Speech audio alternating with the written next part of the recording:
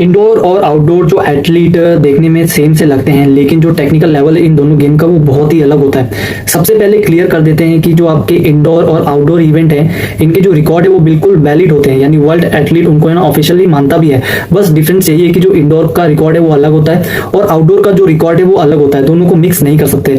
अब बात करते हैं कि ये ट्रैक्स में इनका कितना टेक्निकल डिफरेंस होता है। आउटडोर जो आपका ट्रैक होता है ऑलमोस्ट फ्लैट सा ही होता है, और जो इंडोर ट्रैक से थोड़ा सा बैंक्ड होता है, यानी कर्व पर है ना ट्रैक हल्का सा ऊपर की तरफ उठा हुआ होता है। और इंडोर एथलीट में ना ये बैंकिंग जो आपका उठा हुआ रहता है, लंज बैंक 10 से लेके 12 डिग्री तक होती है, यानी जो उनकी कर्व की मतलब आपका वो ट्रैक कुछ ऐसा होगा। और जो आउटडोर होता है वो ऐसा होता है, और जो इंडोर ट्रैक होते हैं वो ऐसे होते हैं, यानी आपको ऐसे भागना पड़ेगा एकदम ऐसे।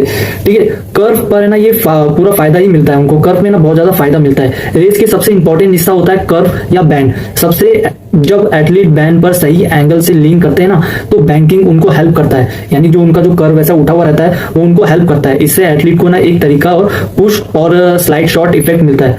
टाइमिंग में इनको ना बहुत ज्यादा फर्क पड़ता है। अगर आप एक एथलीट बैंकिंग के लिए प्रॉपर ट्रेन करता है तो वो है ना अपना टाइम 0.05 सेकंड से 0.10 सेकंड तक इंप्रूव कर सकता है। वर्ल्ड लेवल पर है ना रेस में ये छोटा सा डिफरेंस मेडल और नॉन मेडल में ना फर्क बन जाता है। अगर बेस्ट इंडोर स्टेडियम की मैं बात करूं, वर्ल्ड में ना बेस्ट इंडोर स्टेडियम बर्मिंघम और जापान और कतार की स्टेडियम आते हैं। ये 3 स्टेडियम आते हैं जो कि बेस्ट है। कतार का जो डूम स्पेशल वर्ल्ड क्लास माना जाता है स्टेडियम, लेकिन सिर्फ ये स्टेडियम नहीं है, ये ट्रैक का ना वर्ल्ड एथलीट सर्टिफाइड भी बहुत जरूरी होती है कि ये ना ये सर्टिफाइड है भी कि नहीं।